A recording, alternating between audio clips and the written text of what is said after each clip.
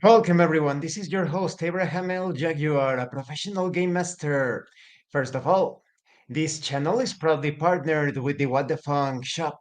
Please check out their store for all sorts of products. They have dice, miniatures, game master screens, excuse me, home decorations, and many other things.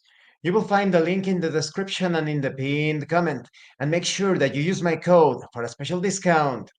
Tonight, I wanted to talk about something that I would refer to as the character sheet error. Believe it or not, there are people that hinder their own roleplay because of the character sheet, because of an inefficient use of the character sheet. So, a lot of you are already familiar with character sheets in tabletop RPGs. They are very useful. Some of them are quite beautiful in their design, but some people could get lost in how to employ such a sheet, such a and that's character sheet because it sounds like another thing, right? Such a simple thing, and yet people get stuck in it. It's almost as if they are trapped in the game aspect of a tabletop RPG, and they forget the roleplay altogether.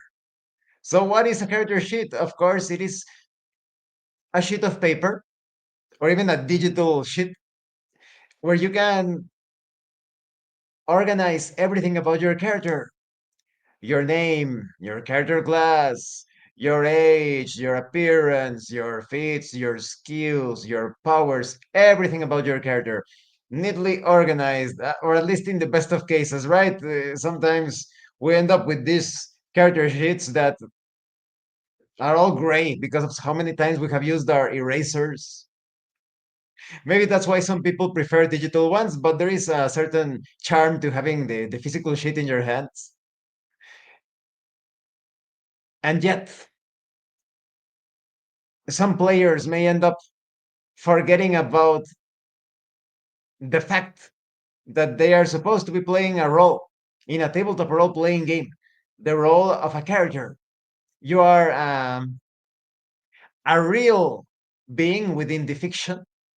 You're not just a set of numbers. And some people fail to understand this because of how, for example, Dungeons and Dragons throughout the years has been handled.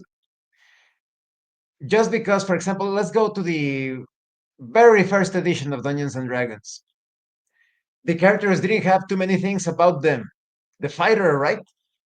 Let's go one, two, or three editions into the future. Second edition, that is without getting too much into the nuances of, oh no, this should be considered edition zero, and this should be the first edition, and this is the second edition. In the older versions of Dungeons and Dragons, you didn't have a plethora of feats and powers. The fighter, for example, you only had like your information for the weapon, your armor class, and when it comes to taking action in the game, you have a few obviously mechanical options, such as having like this reckless attack. This was introduced. I'm not sure when it was introduced. Was it Advanced Dungeons and Dragons Second Edition, or were there already instances on this in? I'm not sure when it was introduced. I think it's before that. But you already had like your reckless attack that gave you a bonus to your attack roll, but you suffered when it comes to armor class. Or you could go full defense, not attacking that round, but adding a bonus, a huge bonus to your armor class. And this, of course, evolved throughout the years. But back then, it was so simple, right? That's why a lot of people prefer old school Renaissance style of rule systems. That doesn't define your character. The ways that you are employing your particular weapon, using a warhammer is going to be very different when compared to wielding a two-handed sword.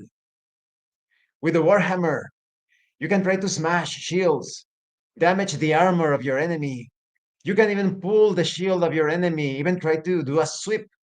There are so many creative ways. In the case of the two-handed sword, the swings, they are so fast. You can thrust. You can attack with the flat of your blade, with the pommel. So many ways you can employ your sword. You could even have sword, the sword, or how you call it. I forget the technical name because in Spanish we call it differently. But you can have sword, the sword, grab it from the what's the name in English? I always forget it. Well, you, you can grab it with on the side of the edge and use it as a hammer, attacking with the very pommel and the cross-shaped handle. So there is so much when it comes to using your tools, your weapons, and that still doesn't define everything about your character. Where does your character come from? Is your character intelligent, charismatic? Do you distract your foes with mind games? Do you go all out, meat and potatoes, raw power? What do you like? What do you dislike? There are so many nuances about your character, your mentality, your emotions, everything. So your character sheet is just there to organize all of it. There are players that look at the character sheet as some sort of menu or instructions on how to do something, how to take action. Focus on describing your action, and then you look at the character sheet to see how much damage you deal, the die that you roll. And you could be thinking, wait a minute, what if I'm not sure if I have enough spell points, depending on the RPG system, or if it's a Bansian system, the spell slots, or how much damage this spell deals? This other spell could deal more damage, or maybe I want to paralyze an enemy or put the enemy to sleep or something, right? You can obviously decide on your action, spell, and attack some other action, some other way of using the battlefield to your advantage, or in a situation of exploration, right? You could use your tools, your lockpicks to unlock something.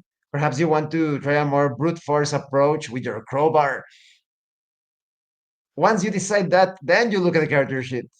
And during combat, don't wait so that it's your turn, so that you look at the character sheet. While the other members of the group are taking their action, of course, be aware of what they are doing. And in the meantime, oh, the spell, magic missile. Yes, I can use magic missile. The enemy is not that strong. I can save my more powerful spells for other enemies. You see, the character sheet is not there to dictate how you're going to take action in the game world. Decide your action, take action, and then you take a look at the logistics. As simple as that. Don't get lost in the various values, numbers of the character sheet. It's a good idea to take a look at the character sheet before the session, so you have a good idea of the feats, the spells that you can use, the powers, and then during the game, you describe your actions and you reference the character sheet. And like I said, if you need to further reference some values, take advantage of the other members of the group while they are making their rolls, while they are taking their actions, and you, in the meantime, choose the right spell, the right fit for the situation at hand. So, thank you for watching this video. I hope it was informative and entertaining. And thank you so much to those of you that are going the extra mile to support the channel. If anyone else wishes to further support the channel, consider joining as a member using the super thanks button. Take a look at the information in the description, the pinned comment. This has been your host, Abraham L. Jaguar, a professional game master. And remember, in tabletop role playing games, it's not about what you want your characters to do, it's about what your characters are doing. Once again, thank you and see you later.